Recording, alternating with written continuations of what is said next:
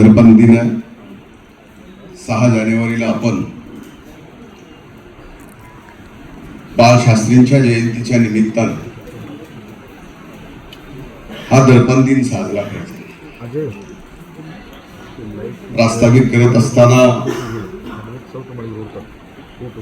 आमचे मित्र रामबाजींनी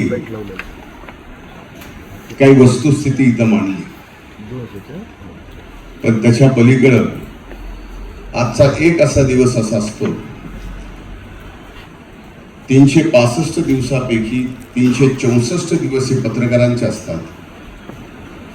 आणि दर्पण दिन आमच्यासारखा सामाजिक आणि राजकारणात काम करण्यासाठी करणाऱ्या व्यक्तीचा असतो. कारण तुम्ही आम्हाला बोलवता,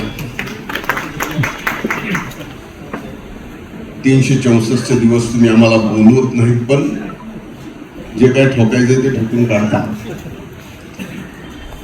एक दिवस आम्हाला बोलता येतं आणि तो आहे दर्पण दिन. आम्ही काही पत्रकारांच्या समोर किंवा पत्रकारांपेक्षा हुशार आहोत असं नाही.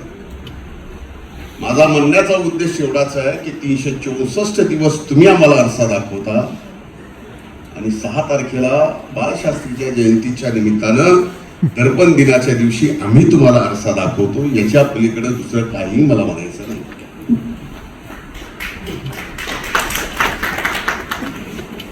मी अनेक पत्रकार मित्रांच्या लहानाचा मोठा झालेलो आहे. दिल्लीपासून मुंबईपासून अनेक पत्रकार मित्रांच्या सोबत मी राहिलेलो आहे. एक काळ पत्रकारांचा फार वेगळा होता. आता पत्रकारांचा त्या बाबतीतला आता एक घरागणीस एक पत्रकार आहे. आता घरागणीस म्हणण्यापेक्षा मोबाईल हाय त्याच्या गणीस एक पत्रकार आहे. म्हणजे ज्याच्याकडे मोबाईल आहे तो व्यक्त, म्हणजे व्यक्त होण्याची आणि कुठल्याही व्यक्तीला एखादा विषय मांडायचा, मग तो सामाजिक असेल, राजकीय असेल, विदेश नीतीवर असेल, आणखीन कुठल्या गोष्टीवर असेल. अगदी आत्ता धुरंधर पिक्चर आलाय त्याच्यावर सुद्धा व्यक्त व्हायला का पूर्वी वेगळं होतं, फक्त प्रिंट मीडिया होतं. नंतर टेलिव्हिजन आलं, आता तो सोशल मीडिया आला. आणि या सगळ्या परिस्थितीमध्ये आज आपण जे पत्रकार आहोत सर्वच, म्हणजे सर्वच क्षेत्रातले, मी म्हणत नाही की इलेक्ट्रॉनिक मीडिया आला त्याच्यात प्रिंट मीडिया आला, सगळ्यांसमोर हे आव्हान आहे. आणि त्या आव्हान आता कुठं आपल्याला घेऊन जात आहे. बातमी साधी सरळ सोपी असते, पण ती वाचली पाहिजे, कारण त्याचे व्ह्यूअर्स वाढले पाहिजे. त्याच्यासाठी त्याला बोल्ड दिलं जातं. त्याच्याशिवाय टीआरपी मिळत नाही. ती गोष्ट केल्याशिवाय जर टीआरपी मिळत नसेल तर आता खरंच बाळशास्त्रींना अभिप्रेत असणारा पत्रकार आणि पत्रकारिता राहिली आहे का, हा माझ्यासारख्याच्या मनात प्रश्न आहे. आम्ही 364 दिवस चुकलो, तुम्ही 364 दिवस लिहून आम्हाला शिक्षा द्या, मान्य आहे. पण आत्ता पत्रकारिता एक काळ असा होता की त्या पत्रकारितेतून एखाद्याला जागर करणं, एखाद्याला अगदी नीट काम करायला लावणं.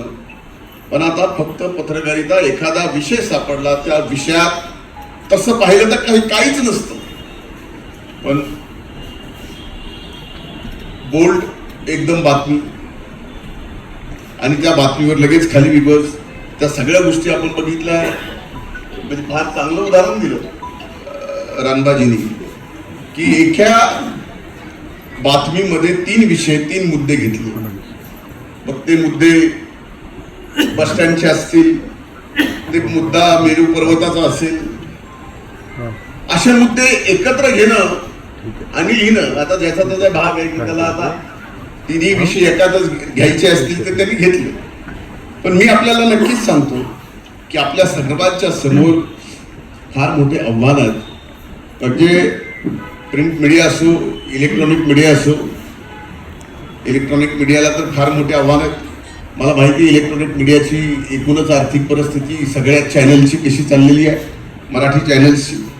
त्यामुळं त्यांना काय लागतं, काय पाहिजे असतं, कशा न्यूज, कसा एखाद्याचं मीडिया ट्रायल, हे सगळं मी भोगले आहे.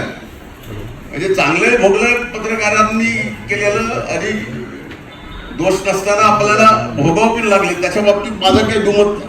पण आव्हान हे आहे की घराघरामध्ये पत्रकार तयार झालेला आहे.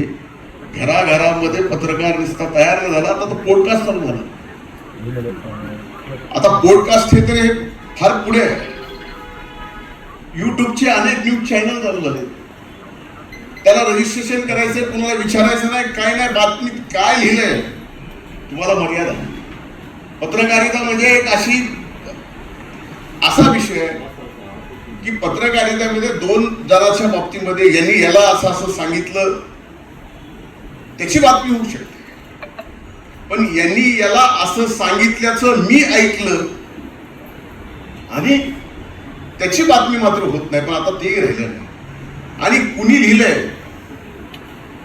कुणाच्या बाबतीत लिहिलंय ते समजू शकतो. कुणी लिहिलंय शेवट कुठं होईल बातमीचा याचा मेळ लागणं कठीण आहे. त्यामुळे माझ्या दृष्टीनं आज पत्रकारितेच्या बाबतीमध्ये पहिला पत्रकारितेमध्ये विचारधारा असायची. आज त्या पत्रकारितेमध्ये विचारधारा आहे काही जणांमध्ये, नक्कीच मान्य करतो, पण बहुसंख्य जणांमध्ये विचारधारा आज राहिलेली नाही. पत्रकारिता ही फक्त TRP साठी, व्ह्यूअर्ससाठी. आज खरं सांगा की प्रिंट मीडियामधले आपले वर्तमानपत्र किती जातात, किती जणांच्या घरी जातात, हे विचार करण्याची गोष्ट आहे. म्हणून मला आज काही जास्त बोलायचं नाही, पण आपल्या समोरची आव्हानं मी तुम्हाला सांगितली आहेत. ही आव्हानं पेलत असताना आपल्याला सुद्धा वेगवेगळ्या पद्धतीनं फार मोठं चांगलं काम करावं लागेल. कारण शेवटी आपण या लोकशाहीचा 4था स्तंभ आहे आणि लोकशाहीच्या 4थ्या स्तंभाचं फार मोठं योगदान जगातल्या सगळ्यात मोठ्या आपल्या या देशाच्या लोकशाहीमध्ये राहिलेलं आहे आणि भविष्यात सुद्धा ते आपल्या सर्वांच्या वतीनं ते योगदान राहावं हीच मी आपल्या सर्वांच्या समोर विनंती करतो. आज जयंतीच्या निमित्तानं बाळशास्त्रीजींच्या विचारांना नतमस्तक होतो, थांबतो. मला आणखीन काही कार्यक्रम असल्यामुळं आपल्या सर्वांची क्षमा मागून मी इथून जातोय. परवानगी मिळाली, अंदाजी मिळाली अशी समजून मी जरा काही कार्यक्रमाला जायचं म्हणून मी क्षमा मागतो.